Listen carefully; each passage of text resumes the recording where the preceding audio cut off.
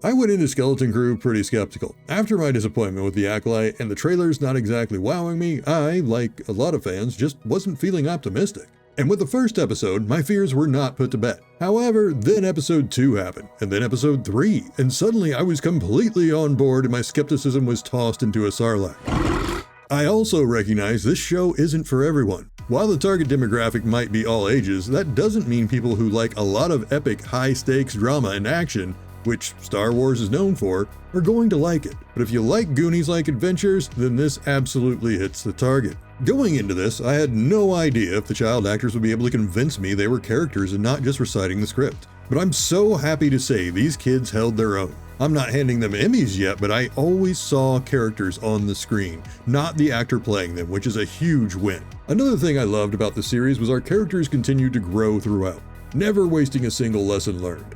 KB learns to fly the ship, which pays off at the end. Neil learned there was a turbo laser on the roof of the school, so that came into play later. There are so many wonderful moments like that, making the story feel very alive and organic to the world and events around it. I also love that the series kept me guessing. As many predictions as I had, none of them came fully true.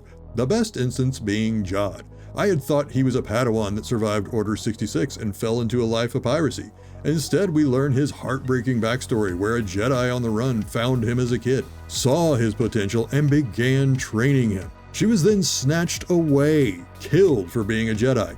He admits he was just like Wim, but to have such happiness snatched away turned him bitter and resentful of the world. It's a perfectly tragic Star Wars tale and explains so much about him. But I also have to talk about something I utterly hated, where the finale ended.